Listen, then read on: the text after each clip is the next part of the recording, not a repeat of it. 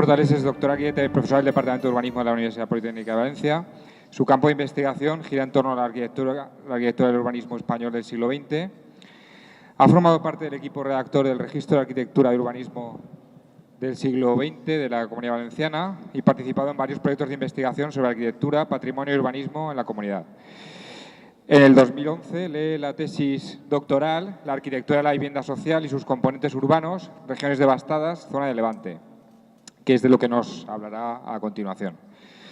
Y entre sus publicaciones, pues cabe destacar el artículo La arquitectura como propaganda, una mirada histórica de la arquitectura española, publicada en la revista ARC de Santiago de Chile. Quiero contar un poco por qué. Contacté con Ana, a la que yo no conocía. Sobre todo quería que viniera este año alguien a Andilla para hablar de algo de arquitectura moderna y para explicar la actuación de regiones devastadas, que ella nos explicará ahora, de Luis Gay. El año pasado ya se comentó algo en la jornada, pero bueno, ahora tenemos pues probablemente a la mayor especialista que hay de este tipo de arquitectura en la Comunidad Valenciana y, sobre todo, para que la gente pues valore esta actuación que se hizo en los años 50 en Andilla y que no está suficientemente valorada, ¿no? Entonces, ahora ella nos explicará el por qué, y contextualizará en el entorno del Levante la actuación de Andilla y por qué pues tenemos que darle más valor a esta arquitectura, que no por ser menos antigua, pues es menos importante, ¿eh? Así que, Ana, te dejo y adelante. Buenos días.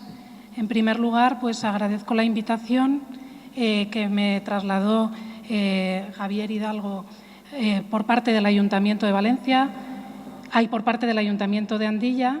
Lo que les voy a exponer es algo totalmente distinto a lo que han visto hasta ahora.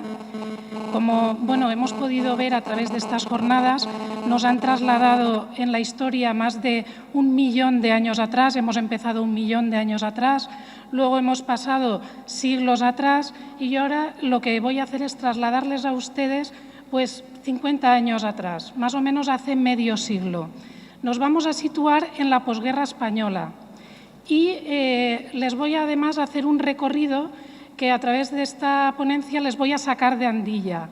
Voy a hacer un recorrido por todas las actuaciones de regiones devastadas que se hicieron en la zona de Levante y para poder entender un poco cuál es el caso de Andilla, que es lo que hablaré al final, ¿eh? En primer lugar, también quería comentarles que un poco esta ponencia es fruto de la investigación de la tesis doctoral que realicé. Esta tesis era fundamentalmente sobre el tema de la vivienda social y sus componentes urbanos en la zona de Levante. Para realizar esta investigación trabajé pues, con los planos originales de los proyectos escritos de puño y letra de los arquitectos, los planos, las memorias. Además hice pues, toda una serie de recorridos, de visitas in situ, levantamientos topográficos, etcétera. También, de alguna manera, me basé bastante en el tema de la revista Reconstrucción. La revista Reconstrucción fue una revista asociada al organismo de regiones devastadas, que de alguna manera tuvo la vigencia del propio organismo, más o menos desde 1939 a 1957. Esta revista recogía en la primera década mensualmente la mayor parte de las obras que se realizaban en regiones devastadas. De alguna manera tendríamos que entender que, aparte de la labor de la propia guerra, la labor de reconstrucción que se hizo en la guerra, al régimen le interesaba difundir todo el trabajo o el proceso de reconstrucción que se iba haciendo a través de distintos medios. Uno de ellos fue la revista, pero también se hacían pues, exposiciones nacionales, exposiciones regionales, con maquetas, carteles, etcétera. Entonces, nos situamos pues En la posguerra sabemos que hubo numerosas destrucciones bélicas que dejaron al país arrasado. Esto lo que de alguna manera originó fue una necesidad de la creación de una serie de organismos de intervención estatal que tendrían fundamentalmente como objetivo o punto de mira la vivienda. Entre ellos podríamos destacar que la creación en 1939 del Instituto Nacional de la Vivienda, cuya misión era fomentar y dirigir la construcción de viviendas protegidas, el Instituto Nacional de Colonización, que buscaba la potenciación agrícola del país a través de creación de poblados en zonas regables, la obra sindical del hogar y regiones devastadas, que es lo que vamos a hablar. Regiones devastadas tenía la misión de reconstruir y reparar los daños producidos por la guerra. En palabras del propio director, José Moreno Torres, que fue director desde 1940 a 1950, ¿qué es la Dirección General de Regiones Devastadas? Pues él mismo lo definía de la siguiente manera. La Dirección General de Regiones Devastadas es un organismo creado con la misión específica de intervenir en muchos casos y orientar en otros la construcción y reparación de los daños producidos por la guerra. Esa era su misión. Aquí en esta imagen vemos también, además, un cartel de publicidad que es bastante simbólico y expresivo del carácter paternalista que tenía el régimen y un poco de ese carácter de propagandístico y difusor de todas las actuaciones que se iban realizando. Esto, más que nada, lo pongo porque me parece muy anecdótico y muy curioso, porque esta labor de difusión llegó incluso hasta los escolares, porque aquí vemos, bueno, un ejemplo de trabajos manuales recortables de la reconstrucción de España, que esto llegaban pues incluso hasta los escolares. Es decir, se reconstruía, había un proceso, pero además se difundía a través de distintos medios, porque lo que interesaba era transmitir los logros de un país que lo que pretendía era pues levantarse. Bueno, ya si nos situamos, ¿cuál era el ámbito de actuación de regiones devastadas? Pues, como hemos dicho, reconstrucción, pues eran todas aquellas poblaciones que habían sido mayoritariamente afectadas por las destrucciones bélicas. En este plano vemos la situación en una serie de puntos de aquellas poblaciones que habían sufrido mayoritariamente la contienda bélica. A partir de ahí se hizo como una especie de clasificación según el grado de destrucción que tenían las poblaciones. Entonces, y se creó un decreto de adopción el 23 de septiembre de 1939, que permitía la adopción por parte del jefe del Estado de poblaciones cuyo grado de destrucción era muy elevado y que se aconsejaba la intervención estatal. Entonces, a raíz de este decreto se adoptaron numerosas poblaciones, entre ellas Andilla, y estas poblaciones se clasificaron de una determinada manera. Se establecían una serie de tablas en las que se iban incorporando las poblaciones adoptadas en la medida en que éstas eran adoptadas por este decreto. Para la reconstrucción de los pueblos adoptados se organizaban en una serie de oficinas. Por un lado, unas oficinas técnicas en las que se supervisaban los proyectos y otras oficinas comarcales de obras que de alguna manera estaban mucho más próximas a la obra, a pie de obra, que servían de control. En la zona ya de Levante, ya nos acercamos, las poblaciones que fueron adoptadas son las que ven en este listado. Estas poblaciones se distribuían en 3 oficinas comarcales. Comarcal de Nules, que en ella estaban los pueblos de Nules, Baidusó, Chilches, Moncófar, Benassal; Segorbe, comarcal de Segorbe, Segorbe, Viver, Jérica, Caudiel, Teresa, Canales, Acañet, Benafer; y comarcal de Valencia, que incluía las poblaciones de Sagún, Valencia, Andilla y Algimio de Alfara. Como ven, prácticamente en toda la Comunidad Valenciana las poblaciones adoptadas se agrupan, todas ellas en una zona muy concreta, que serían la salida de Teruel al mar, que es la que vemos un poco en los puntos rojos estos que… ¿no? Vale, dicho, llegado a este punto, es muy importante contextualizar en la etapa en la que nos encontrábamos en la década de los 40, para poder entender la arquitectura que se realizó por regiones devastadas. Tenemos que tener claro cuál era el contexto socioeconómico. estábamos en la España autárquica. Y eso, desde mi punto de vista, condicionó totalmente la etapa de construcción de la década de los 40. Entonces, porque, bueno, a través de las memorias de los proyectos se traduce de una manera muy clara que uno de los condicionantes principales de este tipo de construcciones eran la escasez de materiales, no había hierro, no había hormigón, y todo ello lo que motivaba es que se hicieran una serie de estudios de, por ejemplo, de ubicación de dónde se podían encontrar los materiales, estudios de transporte para que fuera más económico, toda una serie de estadísticas para un poco intentar llegar a un punto en que se minimizaran los costes. Esto es una constante en todas las obras de regiones devastadas, fundamentalmente desarrolladas en la década de los 40. Simplemente voy a leer algún párrafo de los que he extraído de una memoria, como por ejemplo el último: de ninguna manera conviene emplear el ladrillo por resultar antieconómico su transporte, ya que forzosamente tiene que ser por camión. O sea, ahí pueden leer algunos de los relatos extractos de memorias que eran siempre justificantes de, sobre todo, del tipo de construcción que se iba a realizar y el tipo de materiales que se iban a emplear. Bueno, ya en este punto pasamos ya a hablar, a conocer cómo eran el tipo de intervenciones de regiones devastadas. Sabemos que eran de reconstrucción en pueblos mayoritariamente destruidos y las podríamos clasificar en dos tipos. El primer tipo serían aquellas actuaciones urbanas que conservaban el emplazamiento. Es decir, un pueblo que había sido arrasado se podía estudiar con el plano de destrucciones y reconstruir encima. Y podían, a su vez, conservar la estructura original que tenía la población o cambiarla. Y también actuaciones parciales, todas estas conservaban el emplazamiento.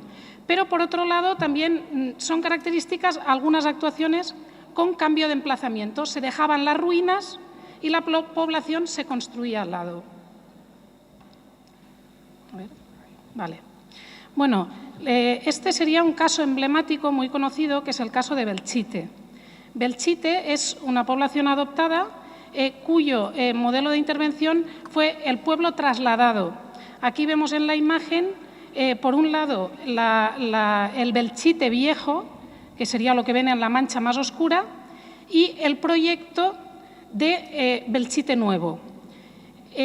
Nos centraremos un poquito, bueno, y en este caso la justificación es que a lo mejor las justificaciones para trasladar un pueblo podían ser económicas, que los costara demasiado desescombrar, o podrían ser también del tipo histórico. Cualquier razón podía motivar el caso del cambio de emplazamiento, aunque no sea lo más general.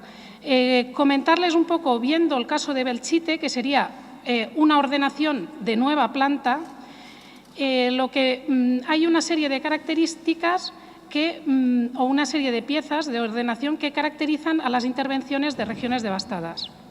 Por un lado, estas nuevas intervenciones nada tenían que ver con los pueblos tradicionales. Por un lado, una serie de parámetros son los que de alguna manera unifican o identifican a este tipo de intervenciones. Por un lado, la estructura viaria.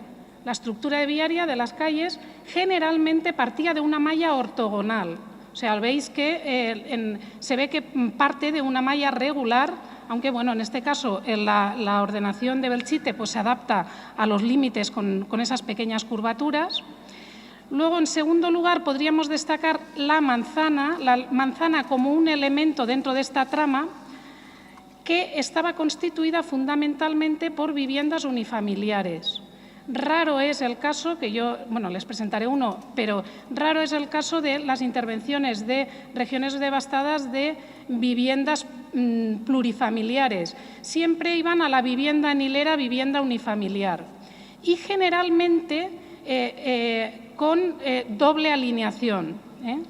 Entonces, esto lo que producía es que las poblaciones de regiones devastadas, sobre todo las construidas de nuevo, tenían un perfil, una altura baja, más o menos 2 alturas, de manera que de esa forma un poco destacaban o realzaban pues, los elementos significativos como el centro cívico religioso, la torre campanario, que siempre de alguna manera pues, destacaba sobre el perfil de la población. Luego, por otro lado, también suele incorporar las ordenaciones de regiones devastadas una serie de equipamientos, porque pues, son bastante típicos, generalmente siempre solían incluir equipamientos del tipo escolar, cuarteles, por ejemplo, de tipo militar, cuarteles de la Guardia Civil, lavaderos, mataderos, etcétera. Y luego también es bastante importante destacar que regiones devastadas le daba mucha importancia al centro cívico y al centro religioso, a la plaza del ayuntamiento y a la plaza de la iglesia.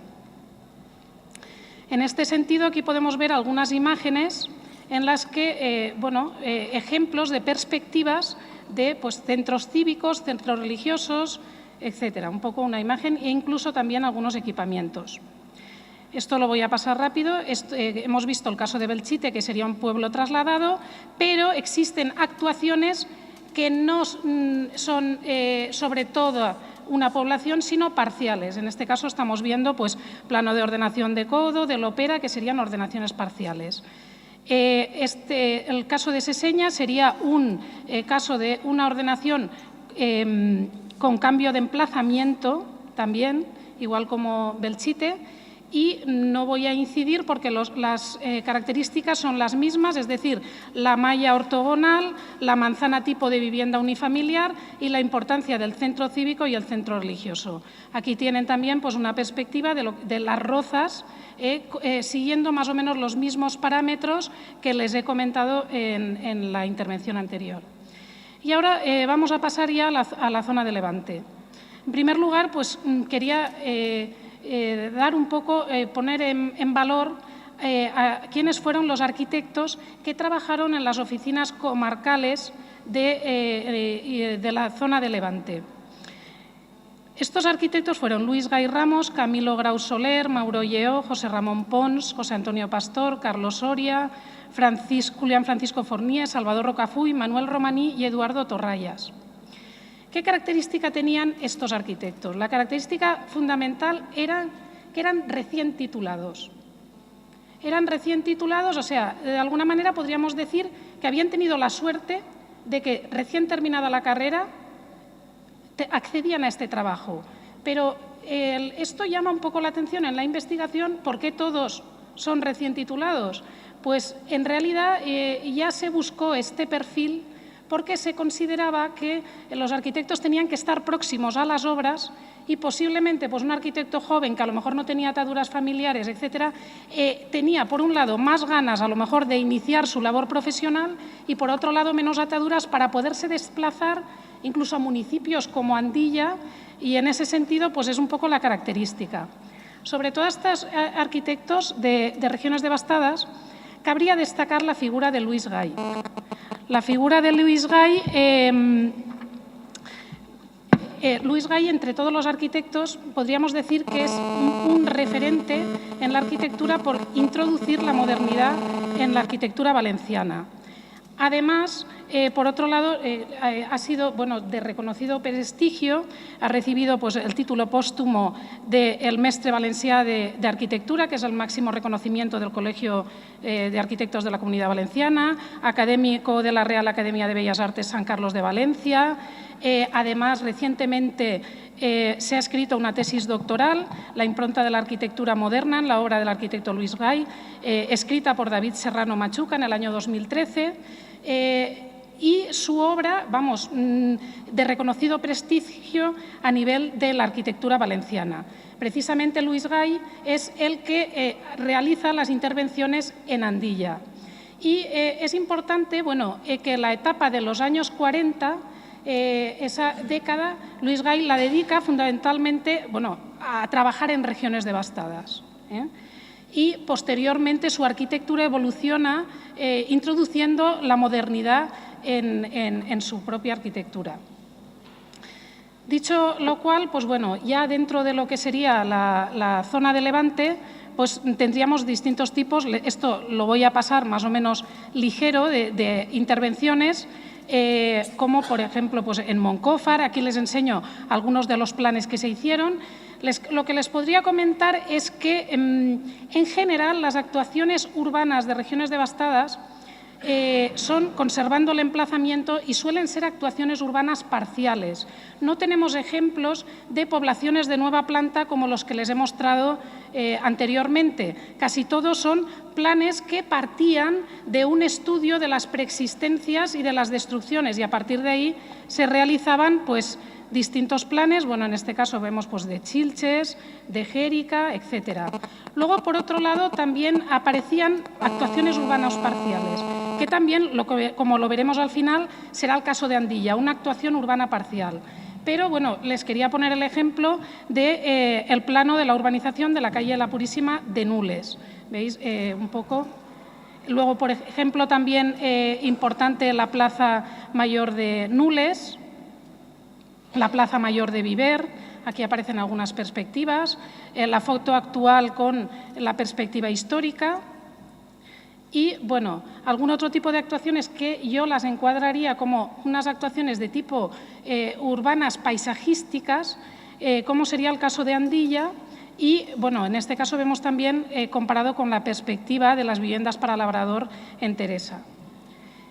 Bueno, aquí vemos también algún otro ejemplo del tipo de actuaciones como eran, que eran distintas a lo que les he enseñado anteriormente de ordenaciones de nueva planta.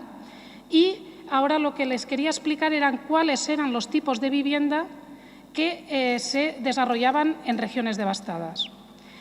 Fundamentalmente habían 4 tipos: viviendas para labrador, para jornalero, para maestros y para funcionarios.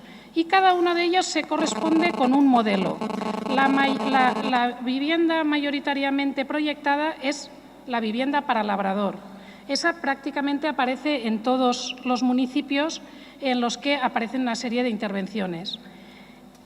Les voy a explicar un ejemplo del tipo de vivienda para labrador, teniendo en cuenta lo que les he comentado de las condiciones de la autarquía, en este caso las viviendas para labrador en Nules.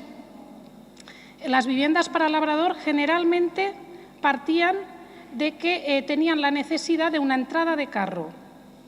Y esto, igual como si ahora nos planteamos que cuando resolvemos una vivienda necesitamos una entrada de garaje, en aquella época la problemática de la entrada de carro era fundamental. Y entonces se ensayan muchísimas soluciones de si pasar la entrada de carro por la vivienda, si pasarla por el lateral, etcétera. O incluso la solución que posteriormente y sobre todo en los poblados de colonización en los años 50 se ve es que se construye una calle auxiliar que es una calle posterior para la entrada de carro. Esto es lo que también aparece aquí en Andilla porque la manzana de viviendas tiene una alineación de fachada y una calle posterior. Por lo tanto, que lo veremos con más detalle, en Andilla esta problemática de la entrada de carro no está porque es uno de los pocos casos en que la entrada de carro se produce por una calle auxiliar. Pero, bueno, generalmente les he comentado que la vivienda para labrador era la mayoritaria, era una tipología de vivienda en hilera, lo que entendemos ahora como un adosado en hilera, y de 2 plantas generalmente. Y además disponía de patio y de construcciones auxiliares, que solían pues, o granero, cuadras, etcétera. Los programas de vivienda eran muy ajustados. A metros cuadrados muy ajustados y generalmente tenían pues 3 habitaciones, un salón, un comedor y generalmente un pequeño aseo. En muchos casos las construcciones auxiliares o la cocina, como en el caso de Nules, se podía sacar al exterior y vinculada al patio.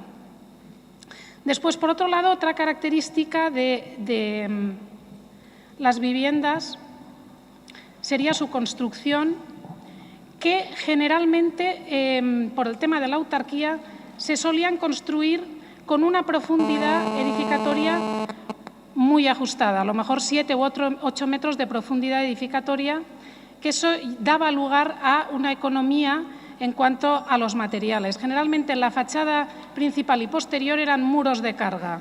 Solamente había una crujía central y la cubierta siempre era a 2 aguas. Y en muchas de las memorias lo que se traduce es que esta cubierta era a 2 aguas por el hecho de ahorrar un forjado y minimizar el coste del hierro y del hormigón. Entonces, era más sencillo construir la cubierta a 2 aguas. Y en este sentido, bueno, aquí pueden ver un poco una perspectiva de lo que siempre va a aparecer en las viviendas de regiones devastadas, que es escasa profundidad edificatoria, viviendas con un ajuste métrico de metros cuadrados y una construcción más o menos estandarizada, pero siempre con materiales del lugar, técnicas constructivas tradicionales, la escalera de bóveda y minimizar el hierro y el hormigón, incluso a través de la dimensión de los propios forjados. Luego, bueno, aquí en esta imagen pues podemos ver un poco el proceso ese constructivo de los muros de carga, etcétera. Además, en regiones devastadas, como era muy importante el tema de las oficinas comarcales, se creaban pues una serie de espacios, talleres, para apoyar con el material las propias construcciones de las viviendas. Aquí vemos algún otro ejemplo de viviendas para labrador, en este caso también en Nules, en que la entrada de carro en este caso es entre las 2 viviendas. Y en esto podemos ver muchos modelos. El caso de Viver es similar al de Andilla en el sentido de que existe una calle posterior, por lo tanto, la fachada principal no tiene entrada de carro y accede el carro por la calle posterior. En cuanto a las fachadas, podríamos apuntar que generalmente siempre eran los mismos recursos compositivos, la simetría y la seriación. Y como las viviendas unifamiliares en hilera es una asociación de un módulo, pues estos recursos de simetría, seriación, sombras, etcétera, eran los recursos compositivos que se utilizaban. También podríamos decir que generalmente los huecos en regiones devastadas eran de dimensión reducida. La razón era que las fachadas eran muros de carga, entonces no se podían abrir grandes huecos. Y entonces un poco este es el lenguaje que se repite en las actuaciones de regiones devastadas. Luego, las de labrador las hemos comentado, las de jornalero eran, el jornalero iba a jornal, no necesitaba carro ni necesitaba animal, por lo tanto eran viviendas que se resolvían en una sola planta. Y bueno, aquí ven un ejemplo de las viviendas en Nules para jornalero, también eran viviendas unifamiliares, su tipología muy sencilla, 3 habitaciones, la zona de cocina y un pequeño aseo, generalmente vinculadas al patio. Profundidad edificatoria poco más o menos igual, el mismo tipo de estructura con una planta y siempre minimizando los costes. Luego, otro tipo muy característico son las viviendas para maestro. En casi todas las poblaciones aparecían las viviendas para maestro. Lo que podría decir de las viviendas para maestro es que aparecen muchos modelos de vivienda para maestro según sea una población u otra. Encontraríamos viviendas de tipo adosado o en hilera, en Nules, viviendas en bloque, en Jérica, viviendas pareadas en Baidusó y, bueno, y luego veremos también el caso de Andilla, que es un caso singular en el que en el proyecto se introducen también las viviendas para maestro. Luego, otro tipo de viviendas que solía siempre aparecer en los proyectos eran las viviendas para funcionarios. Y estas siempre se situaban muy próximas a la Plaza Mayor. En este caso podemos ver las viviendas para funcionarios de Nules. Tipos, esto ya lo voy a pasar rápido porque simplemente son tipos singulares, como, no sé, es que se oye un pitido. ¿Pero se oye? Se oye, vale. Bueno, entonces, casos singulares serían pues viviendas para pescadores, que estas en Moncófar no eran las habituales, pero bueno, sí que seguían un poco el prototipo de la vivienda para labrador, pero con las necesidades de los pescadores. Y luego, ya también como casos muy singulares, las actuaciones que se desarrollaron en Sagunto, que como saben, es una zona industrial de los Altos Hornos. Allí se hicieron unas promociones de viviendas para obreros industriales en los Altos Hornos, la tipología también, bueno, una tipología un poco singular, y chalets para los empleados de los Altos Hornos.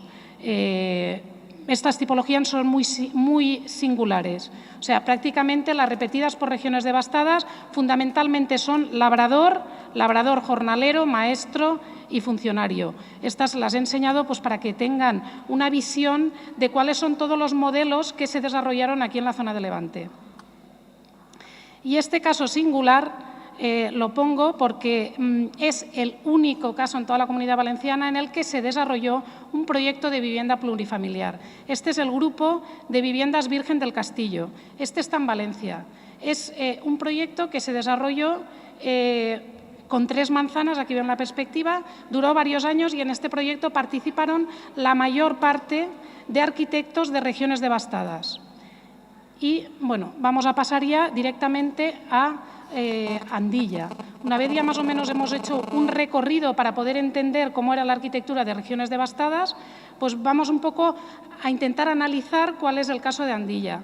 En este punto sí que quería decir y quería agradecer la información que también me ha facilitado Francisco Teruel, que es el historiador que ha escrito libros sobre la Guerra Civil, porque él muy amablemente me facilitó alguna información que yo no tenía y entre ellas pues algunas de las imágenes que verán a continuación. Yo les voy a hacer una visión sobre la obra de Andilla, más especialmente sobre las viviendas, que es lo que yo he estudiado, y posiblemente, a lo mejor, pues en una etapa posterior, el propio Francisco igual les pueda hablar porque él también ha investigado sobre esta etapa en Andilla de regiones devastadas. Bueno, yo lo que les comentaría en primer lugar es que la obra de regiones devastadas en Andilla sería una actuación urbana parcial.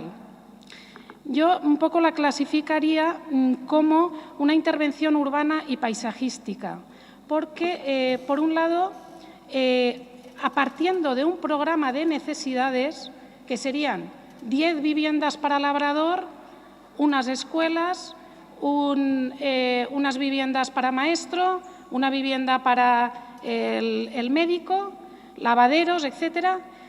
Luis Gay lo que hace es un proyecto unitario que es más ambicioso que la resolución de ese propio programa.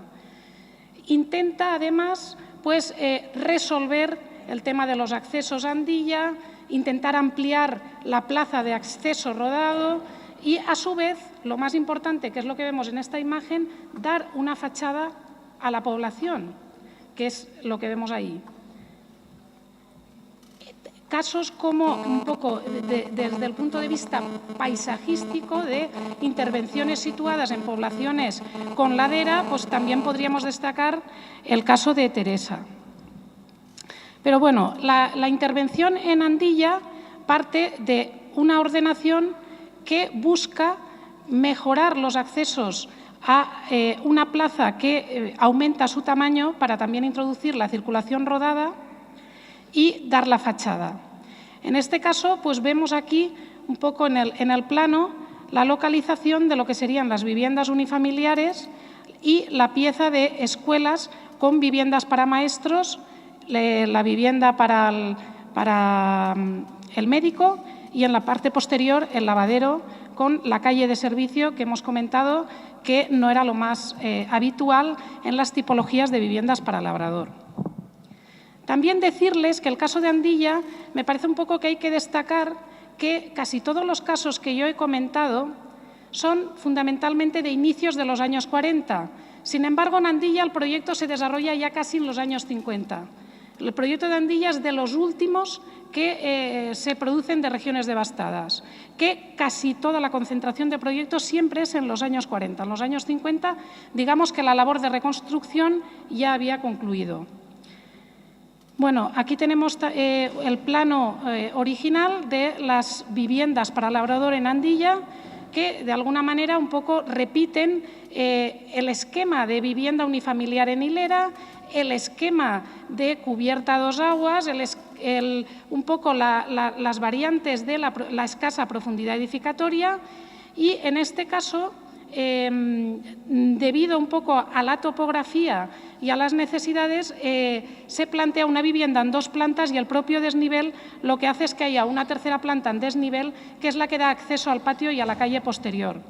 En este caso, la problemática de entrada de carro queda resuelta con la entrada posterior Esto, bueno, es un levantamiento que en su momento hice de prácticamente los 60 grupos de vivienda social de la Comunidad Valenciana, porque la disparidad de información en los planos pues hacía que algunos proyectos existían, otros no, unos los planos eran de mejor calidad, otros no. En fin, vistas la tipología de viviendas, vemos que su profundidad edificatoria 6,5 metros, hay 7,5 metros, 6 metros de fachada, un programa de 3 dormitorios, en este caso desde la planta de acceso habrían 2 dormitorios, una pieza de comedor. Lo característico es que en la zona del aseo se situaba en la planta inferior previo al acceso a la cuadra y al patio, y en la planta superior el granero. Bueno, en cuanto a la fachada, bueno, un poco sigue la misma composición de simetría y seriación de huecos. Llama la atención un poco la dimensión de los huecos reducida, que por un lado pues es por el tema de los muros de carga y por otro lado por la tipología que tenía las escaleras hacia la fachada. Y bueno, aquí vemos un poco el sistema de agregación con el patio posterior.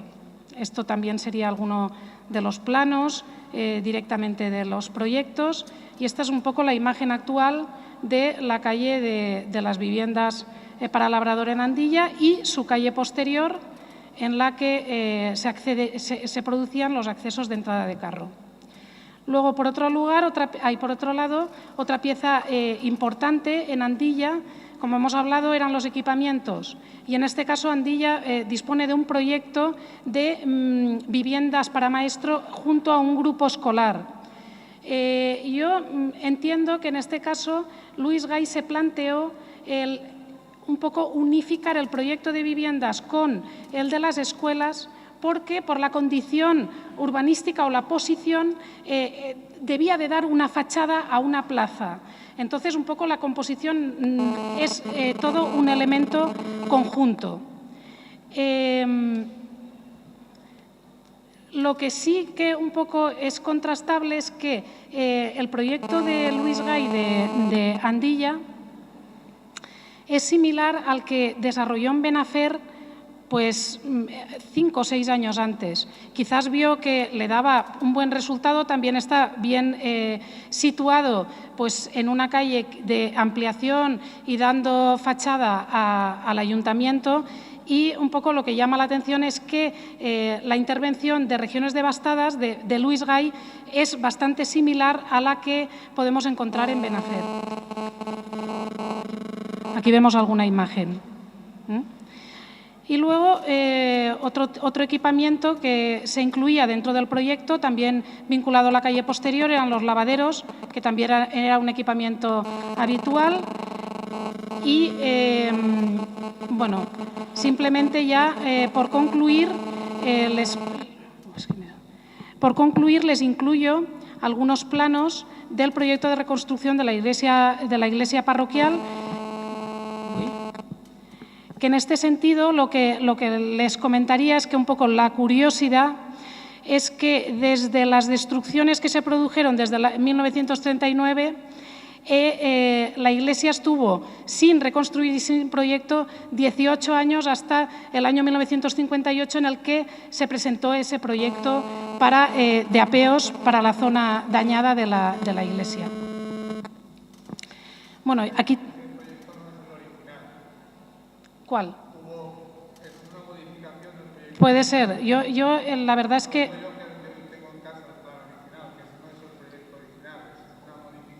Puede ser.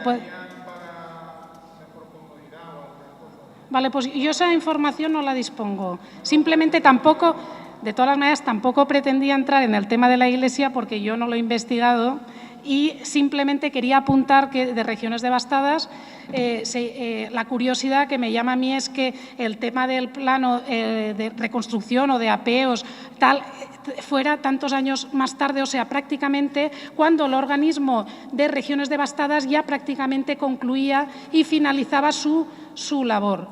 Bueno, ya finalmente, bueno, aquí vemos una imagen de la fachada de Regiones Devastadas, un poco la comparativa.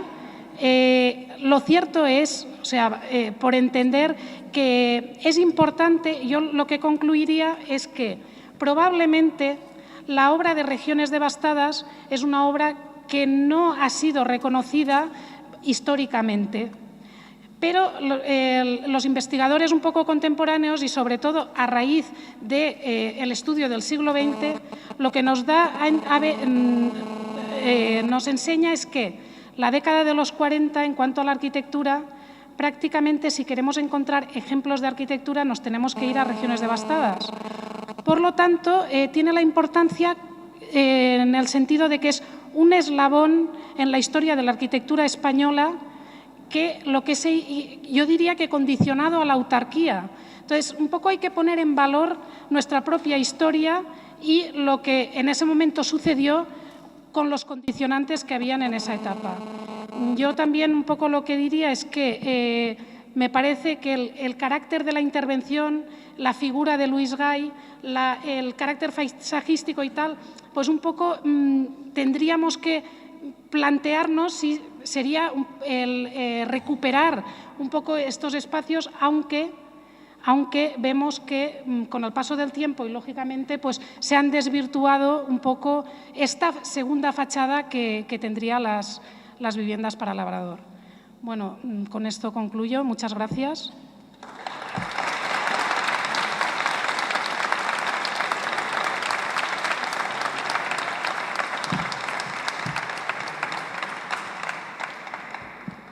Bueno, pues darle las gracias a Ana Portales. Yo creo que ahora, pues, no sé, la gente valorará un poco más, gracias a tu trabajo, lo que supone este pequeño, bueno, pues conjunto que tenemos aquí de arquitectura moderna en Andilla y, sobre todo, un arquitecto tan importante como Luis Gay Ramos. Pues muchas gracias, Ana. Ahora, pues, si sube el alcalde para concluir ya la jornada. Bien, bueno, pues vamos un poco más de tiempo. Lo que pasa es que los temas son todos muy interesantes y no podíamos cortar, sino agradecer a todos los ponentes tan ilustres que hemos tenido y que nos han demostrado que quieren tanto Andilla, cada uno desde su vertiente, desde su punto, ¿no?, técnico. Y quería abrir un poco esta jornada, no me gustaría cerrarla. Si alguno tenéis alguna pregunta, aunque nos vamos ya de tiempo, que consideréis relevante o que consideréis que os vayáis con, pues por lo menos con la satisfacción de que os puedan contestar ellos. Entonces llamaremos, aunque esto no estaba en la agenda, les llamaremos y si alguien quiere hacer alguna consulta, pues tenéis la palabra. ¿Alguien quiere preguntar algo? ¿Nadie quiere preguntar nada? Daniel, ¿querías decir algo de consellería? ¿Llamamos a alguien? ¿No? Tenemos aquí a Juanjo, que es parte de la consellería. Gracias. ¿Nada más? Pues solamente, de verdad, que agradeceros por esta jornada que considero tan importante, tan fabulosa, de tener la suerte de estar este equipo magnífico de profesionales y de entusiastas, sobre todo. Y lo que he dicho al principio, que ojalá haya una tercera y que lo difícil va a ser mantener el nivel. Ahí queda eso. Muchas gracias a todos, de verdad. Y el año que viene, Francisco Teruel, que lo vemos aquí, seguro que está aquí. ¿Vale? Muchas gracias.